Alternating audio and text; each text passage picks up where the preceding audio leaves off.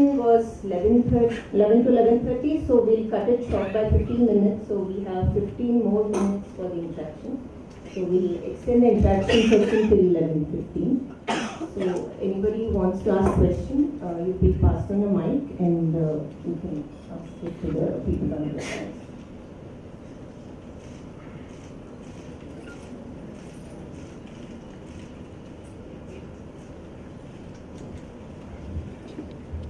Products which are handmade and machine made. Considering the fabrics, for example, even the biggest retailers, biggest online platforms, today you get so many products as handmade and but recently in one of the sites, I found for 700 rupees, 100% handloom made silk sari for 700 rupees. I mean, of course, I tweeted to Ministry of Textiles and all that stuff. Nothing happened, but it is it's prevalent. It's a prevalent practice that even the biggest retailers sell all machine-made products and fabrics in the name of handmade. So one of the challenges that government faces today is that how do we really distinguish handmade versus the machine made? Then there is something the government can also do. From a policy perspective, how can we do that so that we can go and talk to government and say that you reduce handmade. However, there is some kind of checks and balances that can be taken care to ensure that something is handmade. How do we do that? That's the question. There's already a resolution. One of the resolutions is the definition of the handmade. It will be taken up in the technical sessions. I would request you to restrict your questions and discussions with the speakers who are not going to be there in the technical session. Irrfan is going to leave. Satyu is there. They are both. Most of them are in the cultural university. So we will have the discussion on this a little later. Thank you. See, first we have to understand the nature of Bollywood films.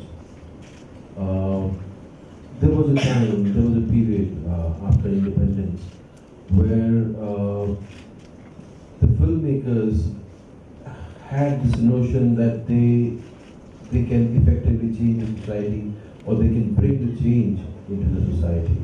And they had a full conviction. And that's why the kind of stories at that time in 60s and 50s were chosen. There was a kind of relatability. There's a kind of effort from filmmakers to have an impact, to share their philosophy, their thinking. They were taking issues. But right now, after let's say 70s, the kind of cinema we have been making is more for just entertainment. It has nothing to do with life. It has no resonance of life. There's no effort to share or to reflect life. So it would be very difficult for people to expect that Bollywood can bring change. For sure, there's an impact of a cinema on people. They do emulate, and that's why I said that whatever I do, my job, it comes at an enormous cost to the society, to the nature, because we affect people. We do have an impact on people. But Bollywood's the storytelling nature is not such that it can. It needs a complete different way of thinking. The way Bollywood is existing, the way it's functioning right now. This new breed of filmmakers, we are hopeful that this new breed of filmmakers are coming and which are changing the narrative, which are bringing a kind of a relatability or subjects which are emerging from life. And it's not happening because Bollywood wants it. It's happening because the audience is forcing them to make stories where they could relate. Because otherwise, audience is going away. Audience is going either to regional cinema or they're going to Hollywood. Bollywood is losing audience every week. So yes, there's so much that could be done. But unfortunately, right now, 90%, 95% of the filmmakers of cinema has nothing to do, or they don't feel that there's a need, or they're not compelled to bring any change. But they don't be disappointed, like there's a movement, and things will change, and it will happen automatically. Yeah. Just as a follow-up, it could also be a consumer for the craft and handloom sector. So maybe that's also a conversation. Yeah, people do on their own, they on an individual level. There are a few actors, who keep on talking about it. They prefer the, like, it's a funny thing, but when we have to do publicity for our films, I choose to wear handlooms, handmade. But how much is going to affect, I don't know. But these are the things which you do. But people who have concerns, who wants to bring change, who wants to make people aware, they imbibe these themes, they imbibe these things, in their storytelling, and it does have an effect. Sattu, would you like to respond? I would not separate Bollywood from the rest of the Indian cinema. Indian cinema is totally irrelevant to the Indian life. Because there's nothing that happens in our life being portrayed in our cinema. It's a make-believe world which is created. The good and the bad are exaggerated. They don't represent any society. They don't represent any region. They don't represent any culture. They are only thinking that they are entertaining people, the masses. The masses go to the theatre because they want to just see a film. They want to spend a couple of hours after a day's work, perhaps. They have no choice as such. When people say that some film got a great success because that is the kind of cinema that people are demanding, I don't agree with that. The people don't demand anything. You give them a good film, they will go and see it also. You give them a good story, they will go and see it. But at the same time, cinema going is just a habit. So they just go, and to their surprise, they might find a good film, a good content, and a good story, good actors, and things like that. But invariably, if this doesn't happen, it's just an accident. That's why many times I think about the Indian cinema, and I said, अच्छी फिल्में जो हैं बन जाती हैं, अच्छी फिल्में बनती हैं, इत्तेफाक से बन जाती हैं, मगर बुरी फिल्म अक्सर बनता है. It is regularly we make bad films. There is no need for any thinking. You just take a camera.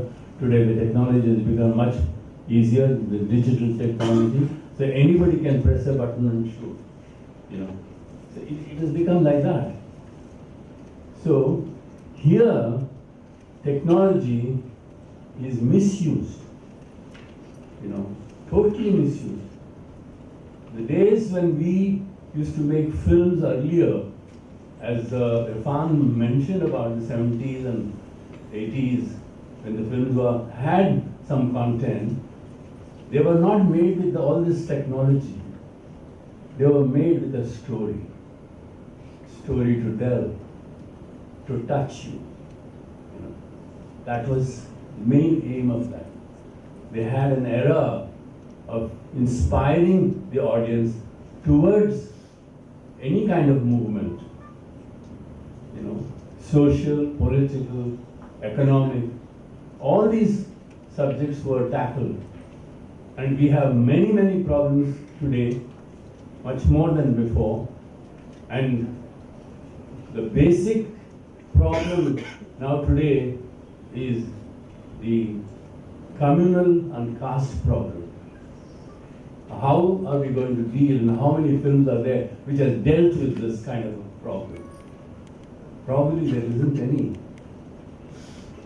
So I think we have to look for fresh people, young people who will come forward to make films.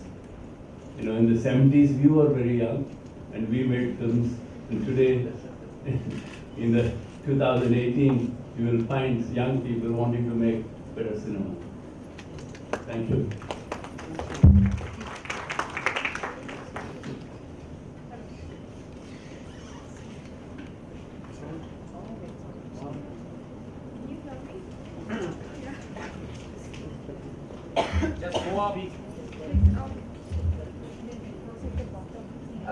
Okay, I have two questions. First of all, I would want to know what will be your contribution as an actor to such kind of movements.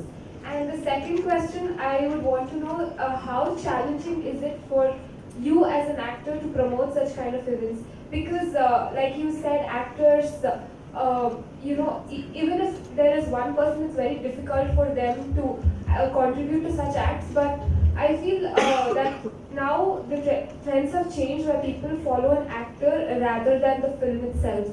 So I would want to know. Let me react to your last line that people follow actors. I think it's a curse, and it's a kind of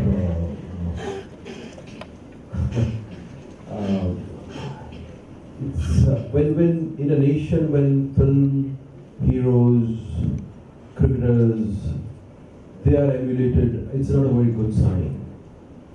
We are here,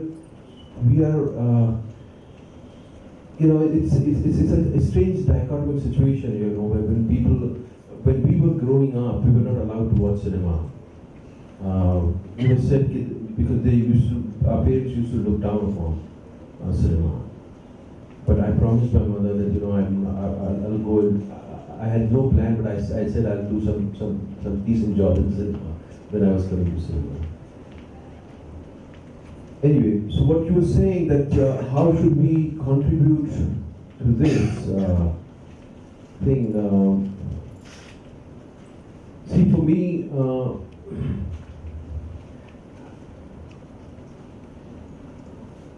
it's my compulsion to do something which do something to me as a human being.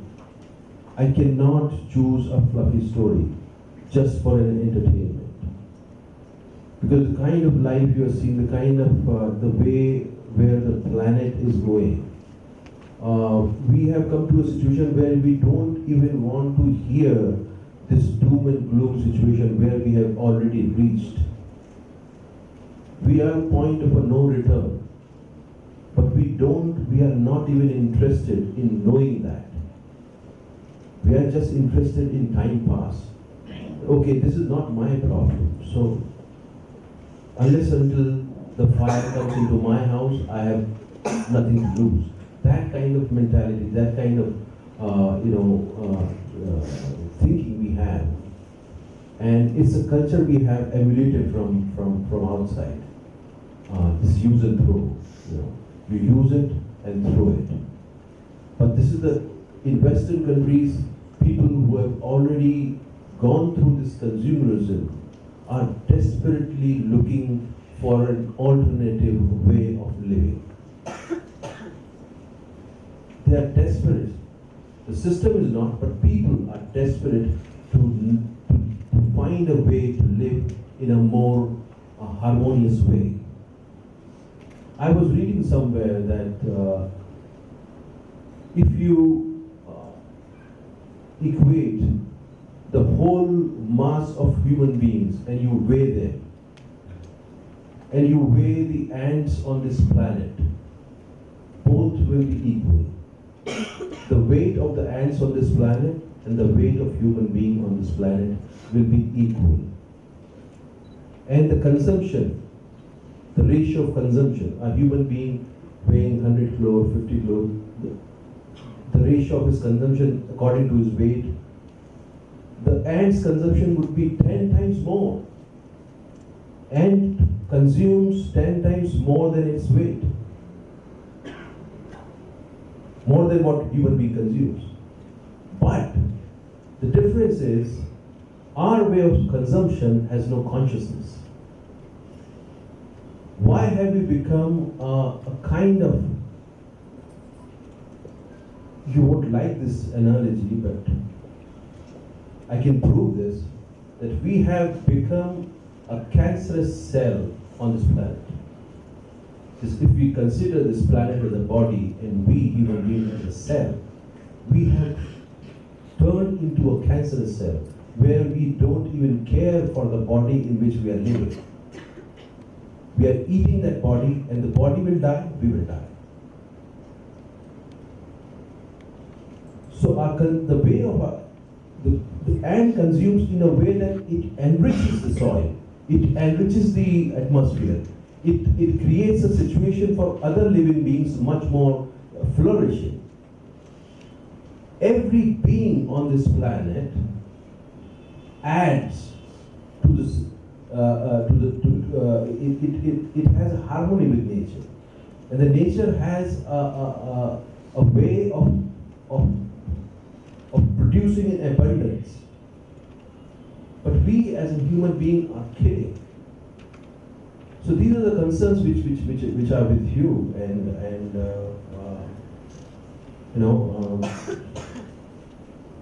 what was your other question?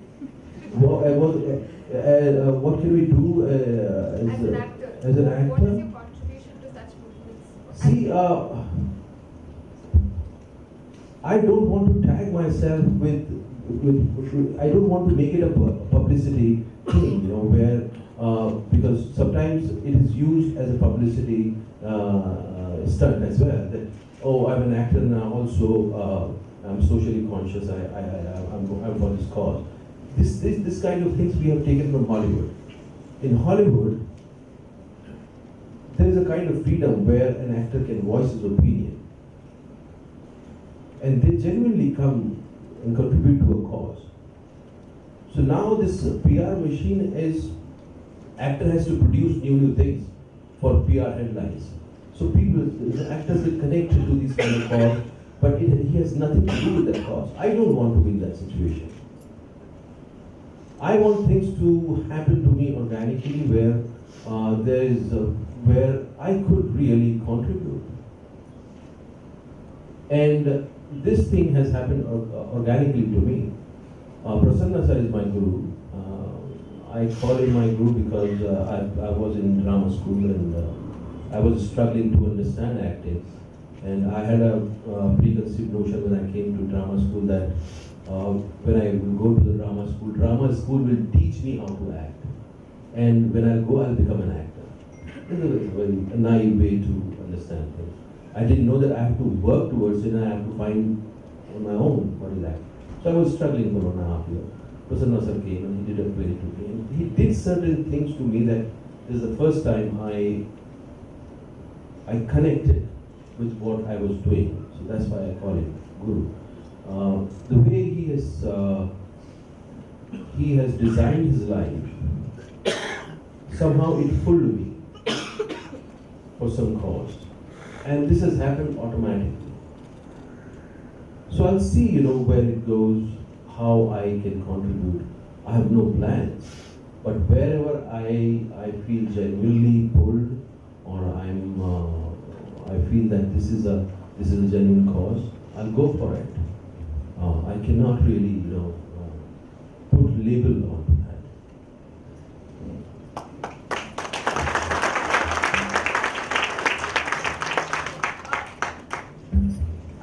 So the thing, while answering her question, you mentioned that an actor, since he is the only person, he doesn't have much that he can do to influence the mass. So in that case, I would take an example of Vidya Balan, where she started the whole trend of saris. she got the trend of sari. So I think that if you or actors like you start an initiative, I think it will pick up in days to come. I'll definitely come after this session and I'll take you, give me some advice. Or you can start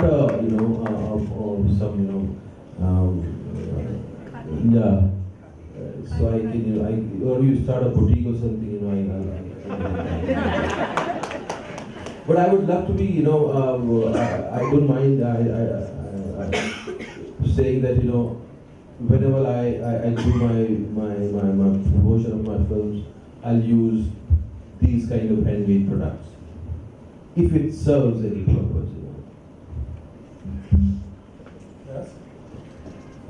Yes. This question is for Irrfan sir, Satyu sir, and Prasanna sir.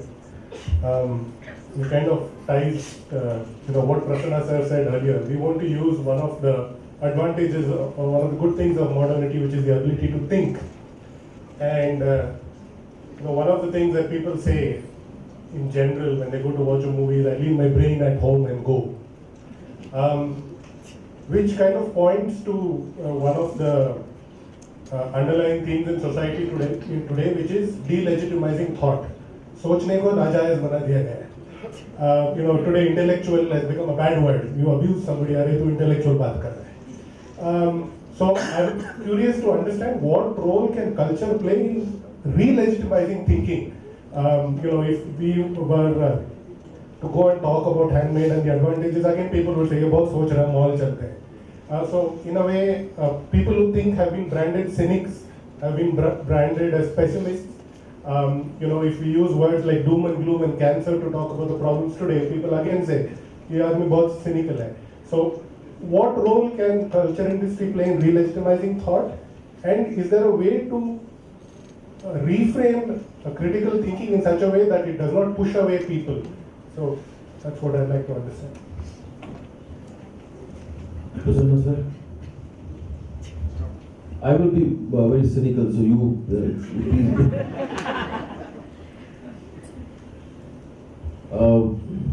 See, this doesn't suit the system. System needs a status quo. System needs no voice for dissent.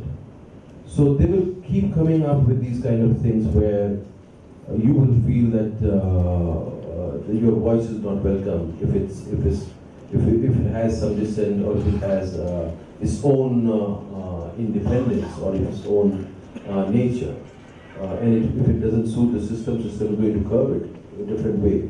Some will be aggressive, some will be not that aggressive. So this is the way, like I give you an example. In America, in few states, living on your own has become on your own, like going out of grid has become illegal. You cannot produce your own electricity. It has become illegal in America, in certain states.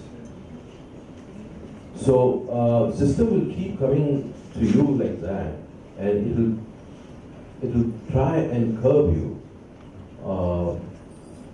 But the situation which you are saying, I think this is more of a urban problem where you are connected to the social media, and whatever reaction you get from social media, you think this is the reality. But this is not the reality. People haven't become like that. There is a percentage of Indians who are connected to social media, and particularly the section which you are interacting with is limited. Is a very less number. But all around people, we think because of social media that this is the reality. This is what it is. India has become like that. But on the ground level, things are not like that. On ground level,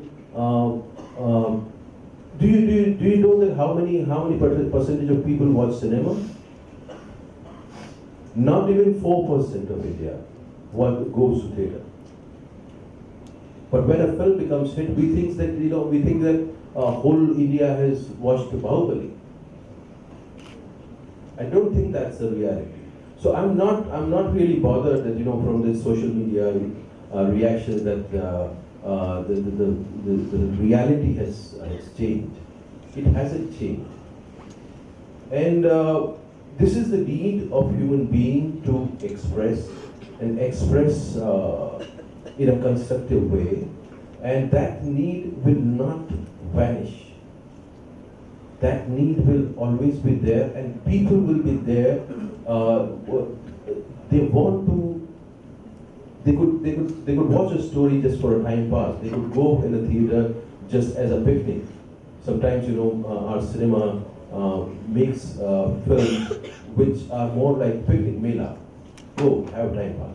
But there's another need for a human being to go and get energized intellectually, emotionally through stories. And that need will not vanish. It will be always there. And whoever will come with that voice, with that kind of texture in their story, people are going to watch it. Yeah.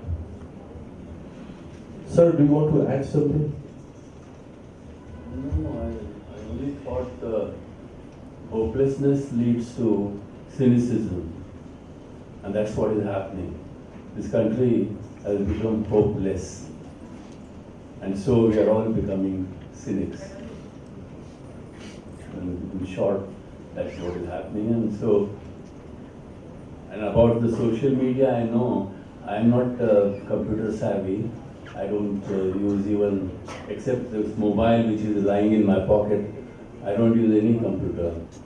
But still, I keep reading what is happening in the social media. And I see a lot of murders taking place. They come in contact with each other through the social media, and I think the social media is again a kind of thing which is totally misused by people to condemn somebody, or you express your opinion about some person. It is becoming more and more personalized. So it's like the politics in India. You know, if Rajiv Gandhi talks, he talks against Narendra Modi. Narendra Modi talks against Rajiv Gandhi. But they are not talking about the issue. That is the problem. Issue is more important. It's not who is saying what. You cannot just go on. Even today, there is this person from Gujarat who got elected, who is a Dalit leader. I know he's anti-Narendra Modi, is okay, but that is not the issue. You know, Mewani or somebody like that. Yesterday he was interviewed on the NDTV, and he was only abusing Narendra Modi. And that is not the way. You have to be more pragmatic, objective, as a leader. Now you are an elected leader, you become an MLA. So you have got a greater responsibility to the society. Not just calling names, you know. So this is out of cynicism that people are becoming like that. This is my conclusion on this particular topic. Thank you.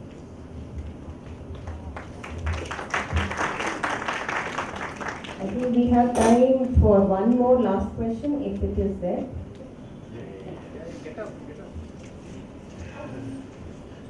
So my question is regarding how handloom, even though it is being made by the poor artisans, has kind of become a social, if not a social symbol, then at least the consumers of the handloom are mostly the elite.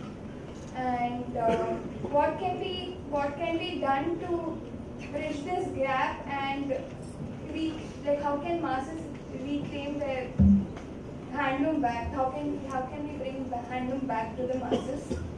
And another thing is that in the past few months, a lot of public figures like Prakash Rai or Rajnikant, even T.M. Krishna started becoming very vocal about their political and social views in the public sphere. And that I think has started kind of bridging some gap and changing the idea that somebody else can fight my battle. And started, even though they're public figures, they're kind of trying to make an impact on a grassroots level. So, as public figures, what are the kind of dialogues and what are the kind of bridges or gaps that one might hope to build, like reconnect? She's asking me to tackle the second part which you asked. The thing is, it's a good sign in a way that people are feeling compelled to take this onus of coming into politics and making a difference in people's life. If that's genuine, it's a great sign, because they have been pushed to take this stand.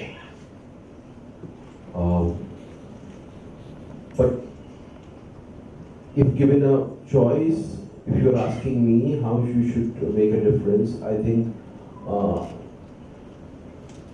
you should take away the tendency of people putting your hopes onto one person, because it's going to become the same cycle again. If you become the hope for the people and they start relying on you rather than themselves, as a leader, as a spiritual leader or as a political leader or as a mass leader, whatever, if you're leading people, you have to lead them to their own dependence, to their own independence, where they could depend on themselves. They should stop emulating somebody. They should stop thinking that he's the person who is going to take care of us. This worshipping of people has to be challenged. People should understand they themselves have all the strength. And that is, I don't see anybody doing that. I don't see people giving them their own strength. And I think if any leader can do that, if anybody can create that kind of awareness in people and empower them, that would be a kind of leadership which I would like to see. As far as handloom is concerned, I think if you one of the problems of ordinary people in rural areas wanting handlooms is that they don't have access to real handloom cloth made by hand weavers themselves, because many of the hand weavers are sort of bonded to the traders and they're indebted to them, so they have to give their stock to the traders. They can't sell directly, and the traders would prefer to sell it in the elite markets. Now in Malka, we are actually planning to start rural shops attached to our production systems, so that our fabric will be available in rural areas. There's one more thing I would like to, understand that when me and my classmate, now she's my wife, we came to Bombay. She didn't want to come to Bombay because nobody wears cotton there. And then we realized what is the problem in Bombay, because it's difficult for a woman to go for work with a cotton saree and wash it every day. It doesn't have that much of life. So I don't know what is the way for that. Is it affordable for a poor person to wear handloom? See, in rural areas there are different economic groups. Everybody is not poor in rural areas. And what our weavers themselves suggested is that why don't you open a shop where we make the cloth? And they would like to try and sell that. And they've been asked for the cloth. And Malka is not the cloth that we make. Is in fact more expensive than handloom cloth. but there is a demand for it. They themselves are asked for it. So that's what we are going to do. And I suggest that your wife could try Malka.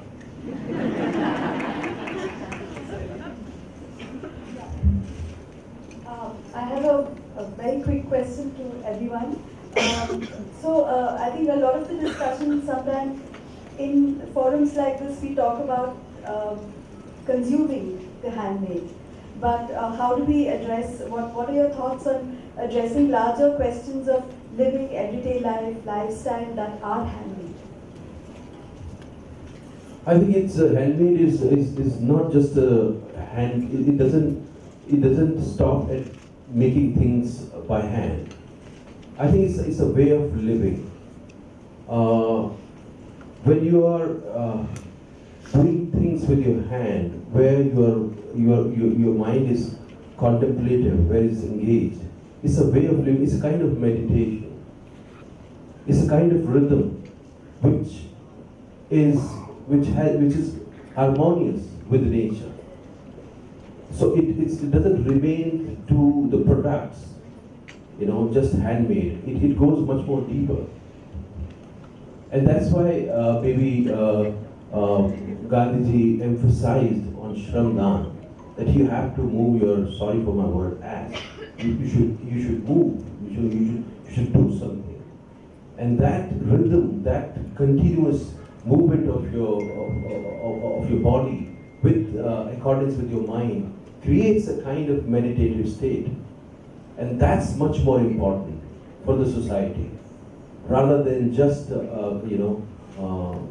using handmade. And it should become a way of life, and that's much more important. And it has been there in India for centuries. The whole Bhakti movement, it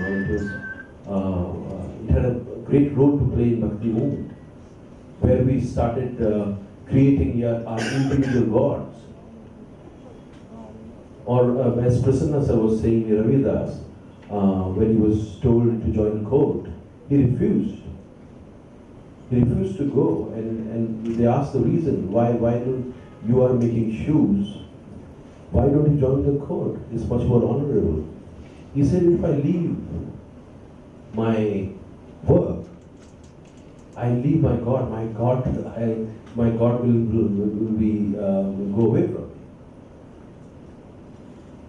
So this goes much more deeper, to change, to find a rhythm, to find a way of life which is much more in accordance with the nature, with environment, and that is in danger.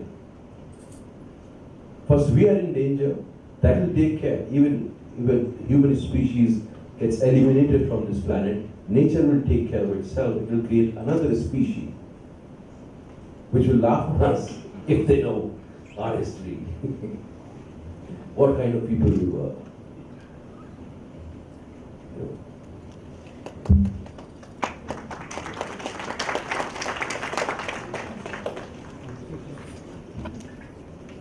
Any more? Okay,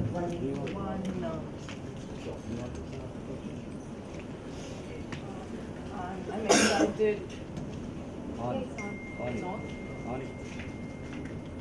I'm excited to be here with a bunch of artisans from Srikalahasti region who do hand-painted kalamkari, repeatedly hand-painted kalamkari, and that's the whole debate we'll open up today.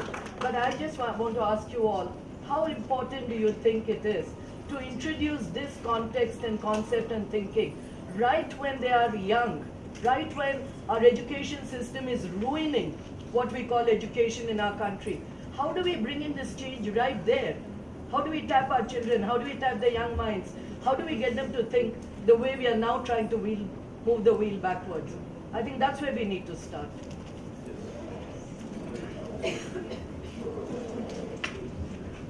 I don't know, everything should start from childhood, I think.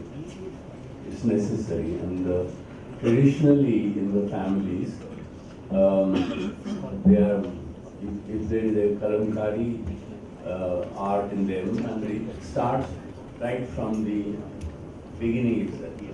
The child plays with the color, spills all around, and watches the mother or the father painting or drawing, and so that's how they start learning. So I think any kind of education, any kind of training has to start from the childhood itself. Now, for example, we have a notion. I go to Prithvi Theatre or something like that, or I go to Ranga Shankara or something like that. Children below 8 are not allowed. What kind of a system is that? I think your child should go to the theatre right from the beginning, you know. Why should they be barred from entering the theatre? Just because they cry sometimes? Is that a problem in your house? Children don't cry? So if they cry in the theatre, so what? So this attitude which has come in, you know, and I mean, these are thinking people. Those who run Prithvi Theatre, those who run Ranga Shankara or some other theatre, they are thinking people. And they debar their own children from entering the theatre. This might answer your question.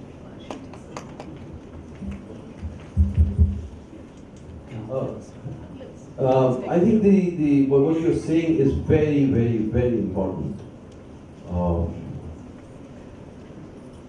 There's a saying, you know, an organization has said that you give me a child at the age of 7 or age of 2 or 3, and I'll return you the man. So it's very, very important at that age what you introduced. Like I remember I used to knit, and this is supposed to be a girly thing, knitting on this, you know, frame. And where did I pick up that? I picked it up from my mother. So for a child, sometimes what happens with parents are in a hurry. They don't have enough energy, they don't have enough patience to invest. And raising a child is a very creative job. You cannot have formulas. You have to have trial and error method.